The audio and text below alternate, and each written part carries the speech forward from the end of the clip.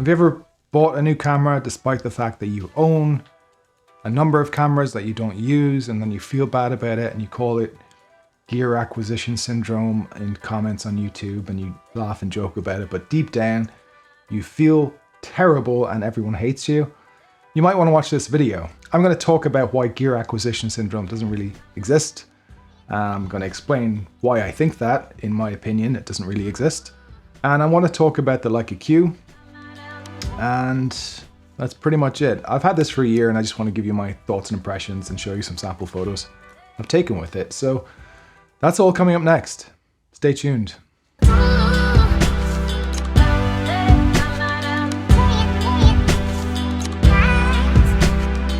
My name is Shane Taylor. I'm an Irish street photographer. I live in London. This channel was created by myself and Josh Edgoose to share our own street photography and to talk about the photography we love and photo books that inspire us, and of course gear.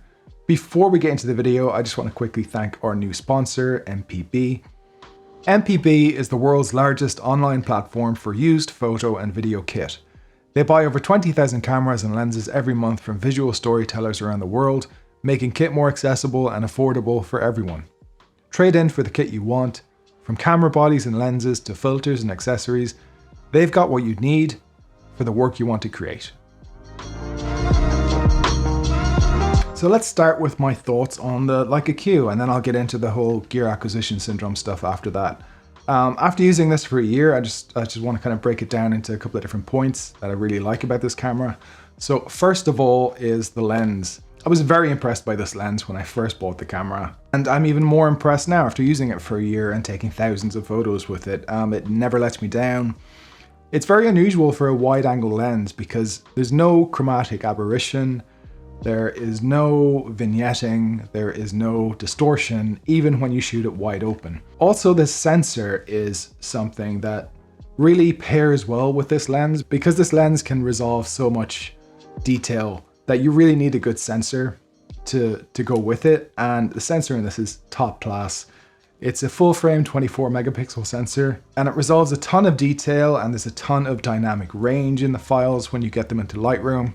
I've noticed I can recover shadows really easily. I can recover highlight detail, and there's no noise when you do that. I love how reds are punchy. I love the tonality in the highlight detail in reds and oranges. I think skin tones look especially good on this sensor. The size, the weight, the shape of this camera is perfect. There's something with Leica cameras, like they have this shape where it's very curved at the edges, but it just fits perfectly into your hands. Like this just feels perfect. I don't know why more camera manufacturers don't copy that design. It's probably patent law, right? I'm sure Leica have this shape patented somehow. And yeah, that leads into, I guess the next thing, which is just the button layout. When I first got it, I was a bit concerned that there's only one custom function button here. And that seemed like it could be an issue because I've been using the X Pro 2 and the XT2, and they had a ton of custom function buttons that you could map to anything. After using it for a year, it's just meant that I use the camera in a different way. And I use it in a very simple way and a very similar way to how I used the Leica M2 or other film cameras, in that I really only adjust shutter speed with the shutter speed dial, and I adjust the aperture. And that's pretty much it. I leave ISO on auto, or if I want to have more control over the light in the scene, I'll set the ISO to like a fixed 800 sometimes, and then I can control the light with the aperture. And I don't have to think about anything else. I don't have to think about changing focus modes because the focus always seems to nail it. And I can very simply kick it into manual focus with the focusing tab here and back into autofocus. I can change ISO. There's a couple of buttons here which are important, so I can change ISO. I can get to the menu system, I can playback. It's basically got everything you need and nothing that is superfluous on the back of the camera. So I really love the size and the weight and the button layout, and basically the whole design of the camera is perfect for me.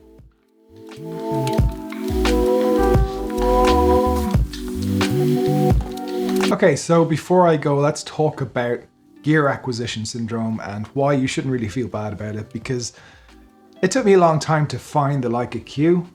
I went through a lot of cameras that didn't really work for me. Some cameras, the novelty wore off after a week or two. Some cameras I immediately didn't like. So I had to try a bunch of different cameras to find one I really connected with. And I don't regret buying those cameras that I didn't really have very long, because it's all worked towards finding something that works for me. But how do you feel about it? What do you think?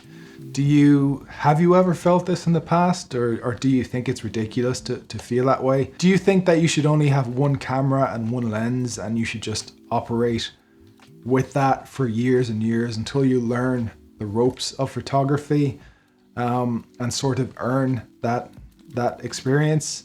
Is gear acquisition syndrome something that kind of bothers you at all? Is it something you think about? Is it just kind of a YouTube joke, maybe? So those are my thoughts on the Q and gear acquisition syndrome. I'm just going to quickly wrap it up with some books that I've been finding inspirational lately. So there's this by Henri Cartier-Bresson. This is Interviews and Conversations, 1951 to 1998. This is full of anecdotes and wisdoms and insights into street photography from one of the greatest street photographers or photographers that's ever lived. And I just love reading and relating to insights that a street photographer has had decades ago. It was similar with a book, Frank Horvath's Sidewalk, which I have here and I've mentioned in the previous episode. This has Frank Horvath's diary entries right at the start of the book, and you get insights into Frank Horvath struggling with things like lens choices and subject choices and the morality of street photography, and I find that all really kind of interesting. Another book which I am sort of dipping into because it's just that kind of book. This is called Photo Work. It's 40 photographers on process and practice. And this is basically a set list of questions, and each one of these 40 photographers answers the questions. And it's filled with excellent photographers. So you've got Vanessa Winship, Alex Soth, Mark Steinmetz, Dawood Bey, and tons more. It's a really interesting book, and it's a good sort of it's a good book to have lying around that you just pick up and read occasionally. That's it, I think. So like, subscribe, click on the notification button so you get notified when we release a new video. Josh is putting one out next week where we're going to introduce something new, so stay tuned for that. And yeah, thanks for watching.